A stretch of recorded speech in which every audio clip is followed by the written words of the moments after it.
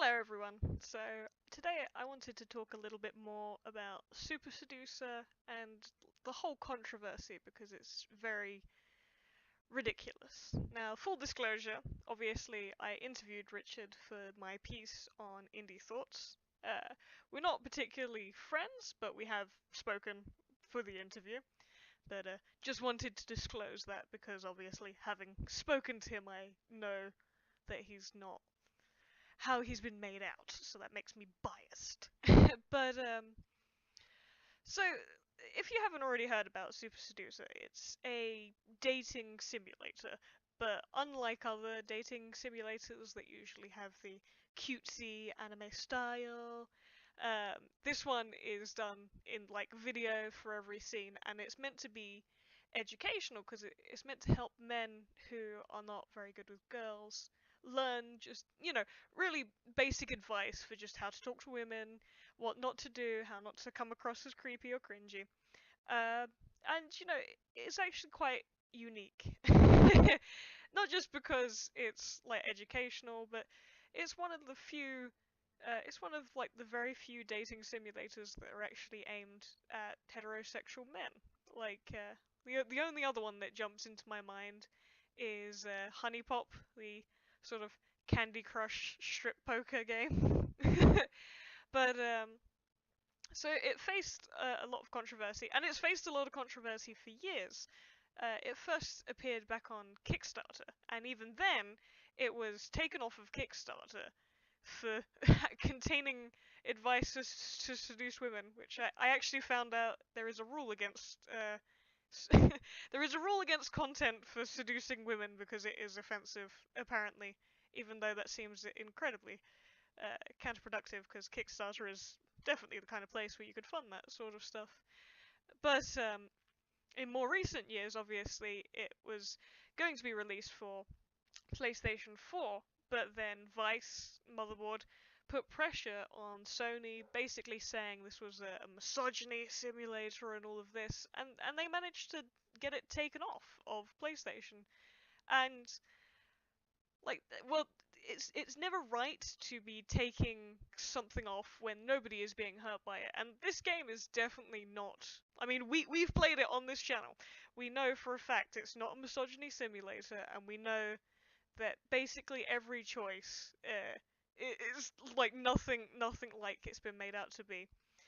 And like, if it was just one company that had been attacking this game, you could put it down to like an author with a bit of a grudge. But the thing is, this was Kotaku, Polygon, Vice, The Guardian, The Mary Sue, The Verge, even Forbes put in its 2 cents when the game was banned from PlayStation 4.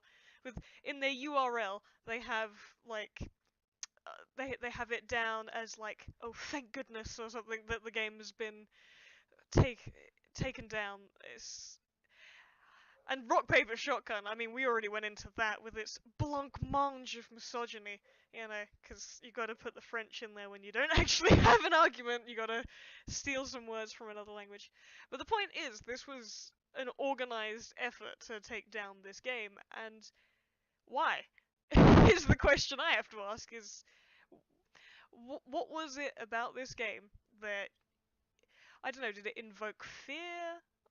What what happened to make these people so frenzied about this?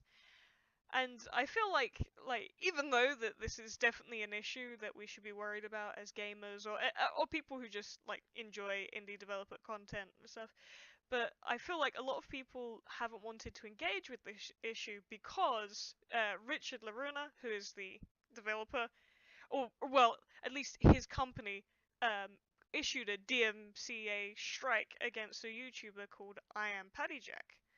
Um, Now, obviously, that's wrong. We don't want to weaponize DMCA, and he's come forward.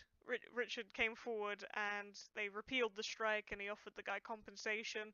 And in one article I was reading, it was like, oh, this wasn't actually him doing it. This was someone at the company acting on it. But I'm kind of skeptical about that just because who's making the calls behind the scene is obviously it's like, oh, maybe I really wanted to do it, and like so assuming it was Richard, it's a bad thing to do. we don't want to weaponize DMCA strikes. And that is bad, and rightfully people should be pissed off about that. But the thing is, you can simultaneously be pissed off about that and also be pissed off about what's happening and just the whole controversy that is entirely engineered. Like I've been going through all the different articles, and it's a very common theme. That they all like go for this idea that it's a misogyny simulator or that it could somehow harm women, and it's just not. Like the worst harm, the worst harm this game could do, really, because like there's sleazeballs out there, of course, and you're always at risk if you're not smart enough to like vet a guy. You're always at risk of sleeping with a sleazeball, and shit happens. But this game doesn't really give you advice for how to hide yourself being an asshole or anything. It's more basic, like it's more aimed at incels, is what I think. Involuntary celibates. It's aimed at people who don't know how to talk to women, and they exist. And a lot of the rebuttals that I see on the forum for this game is like, oh well, you should just be yourself. And I'm sorry, but that's just not a good advice for some guys, because being themselves isn't working. And like in a perfect world, yeah, being yourself is fine, and of course it's of course it's encouraged and everything, but you can't you can't expect someone to go into a battle unarmed, and this game isn't hurting anyone, and that's why the whole controversy against it and this organized attempt to just get people not to buy it, and it's just it's out of nowhere, really. But it's not out of nowhere, because why? Why is this happening? And you think about it, and what makes this game stand out? Apart from the fact it's made by a dating coach who's obviously not, he's not an established developer. This is his first time into a game.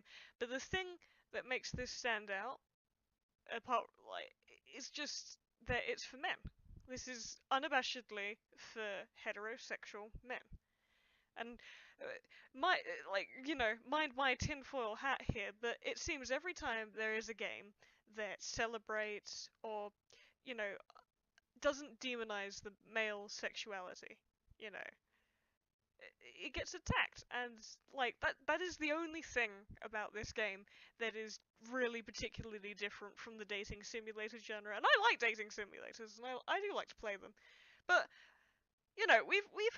we've had much more like theme heavy dating simulators. I mean, even the pigeon dating simulator, Hateful Boyfriend, had like implied rape and bestiality and mutilation and stuff, and like, oh, it's so funny because it's pigeons, but yeah, kind of no. And like, I can't help but thinking that if the genders were reversed and this was a sort of educational dating simulator on how should girls talk to men, like that, like how to get the boy you like, I don't think anyone would have a problem with that.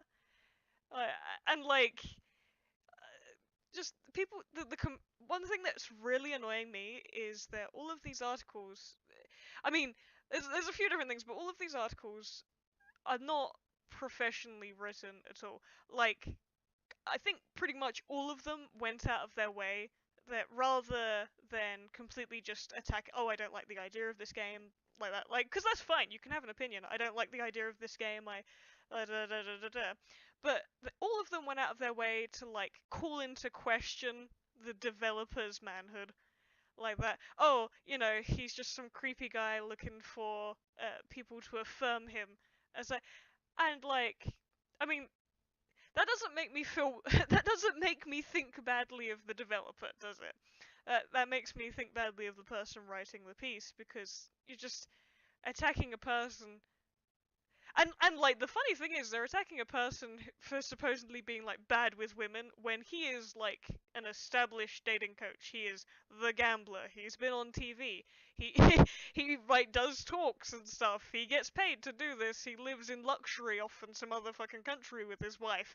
It's like with his wife, like to say the guy is like bad with women and terrible and stuff, it's just like yeah, no that the shoe doesn't really fit there.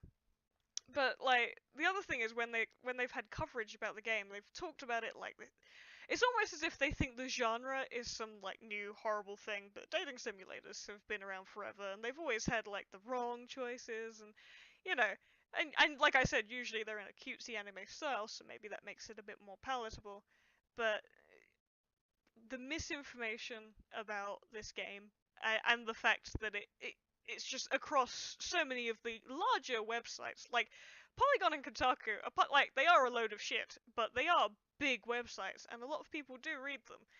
um and you know the shit they're saying and like the way a lot of these websites are portraying, like they have the screenshots of the wrong answers and they're trying to make it out to be the right answers, and they're trying to say like, oh, this game is encouraging misogyny, this game is encouraging men to grab asses, and it's like that is the exact opposite of what this game is doing. And not only that, but this game has actually like a lot of the stuff in it is like don't do anything sexual unless she's like giving you the signs that she wants anything. Don't like immediately pull out the dick and stuff. And you know, like there's humorous choices. And I'm not even trying to say the game is like amazingly good and everything, because like to be fair, there's a lot of things wrong with the game. Like it needs better actors for one thing, which is something that's been acknowledged, and like the other thing is the mic sometimes is like not the best, but I think for like a first time developer and a small team and stuff, I thought it was pretty adventurous and I definitely had fun with it, as you guys have seen from, you know, watching the videos. And I don't think what's happening is fair, and I definitely think that as gamers we should pay attention to this because like the problem here I feel like is that this game was injecting the wrong kind of diversity. It's like that's what I think it is. It's like when people talk about injecting diversity, they want to be like, oh, we need more we need more people of a different race, or we need more women, because it's never we need more men, is it? Like, and I think the problem here is the dating sim genre is female dominated, and it was like breaking into that genre was hard, and I feel like that a lot of this backlash just came from the fact that this was for men, and like for heterosexual men, not gay men. And we need to pay attention to that, and we need to look past uh like we need to read between the eyes, and we need to look past what's happening a little bit and be careful that this isn't happening to more than we're seeing right now. So you know, I just think we need to keep an ear to the ground for this sort of thing. And I think developers, if this is happening to you, like, we're only ever going to catch it when these guys are tweeting about it or writing their articles about it. So don't be afraid to speak out about this sort of crap, because, you know, a lot of gamers are on your side rather than the media's side. So that's all I wanted to say today, guys. But thank you for listening, and until next time, you know, we're going to be playing some crazy great games. So bye bye!